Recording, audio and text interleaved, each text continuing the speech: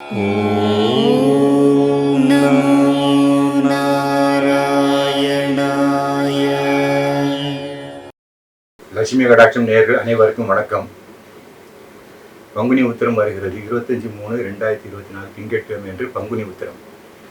இந்த பங்குனி உத்திரத்தில் விரதம் இருந்து முருகப்பெருமானை சிவபெருமானையும் பெருமாளையும் வழிபடுவது என்பது மிகுந்த ஒரு நல்ல பலனை கொடுக்கும். நம் விரதத்திற்கு ஒரு நல்ல பலன் கொடுக்கும். நம்முடைய பிரார்த்தனைகள் எல்லாம் நிறைவேறும் என்பது உண்மை.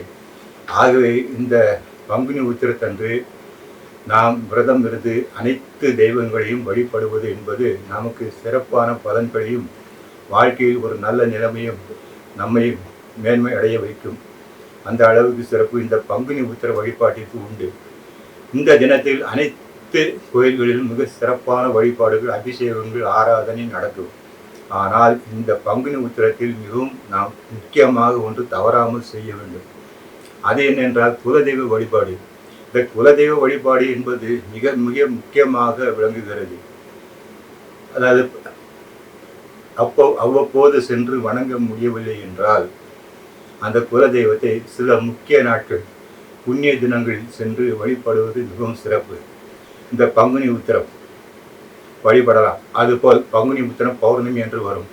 இதே போல் சித்திரை பௌர்ணமி, சித்திரை மாதத்தில் வரும் பௌர்ணமி, சித்திரை அமாவாசை, அதன் பிறகு ஆடி அமாவாசை, ஆடி பௌர்ணமி, அதன் பிறகு புரட்டாசியில் வருகிற மகாலய அமாவாசை, அந்த மாசத்தில் வருகிற பௌர்ணமி, இவையெல்லாம் முக்கியமான ஒரு தினங்கள்.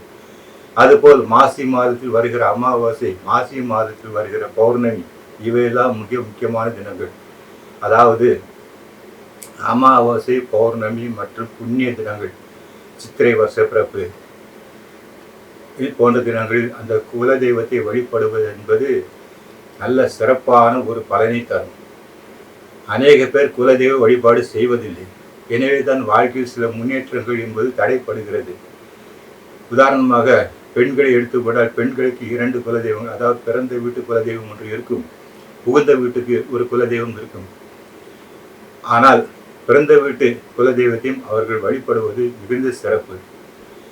அவ்வப்போது வழிபட முடியவில்லை என்றால் ஒரு முக்கியமான தினத்தில், இது போன்ற பங்குனி உத்திரம், மகாலய அமாவாசை போன்ற தினத்தில் வழிபடுவது என்பது சிறப்பு. நியாயமாக பார்த்தால் பெண்கள் புகுந்த வீட்டுக்கு சென்றவுடன் குலதெய்வம் மாறும், அது இயற்கை, அது இல்லை என்று சொல்ல முடியாது. ஆனால் பிறந்த வீட்டு குலதெய்வத்தையும் நாம் வழிபட வேண்டும். ஆனால் அந்த குலதெய்வத்துக்கு நீங்கள் அந்த குலதெய்வத்துக்கு ஒரு பொண்ணு தானே, அதனால் அந்த குலதெய்வத்தை நீங்கள் தவறாமல் வழிபட வேண்டும். எனவே குலதெய்வ வழிபாடு என்பது மிகவும் சிறந்த ஒரு வழிபாடு.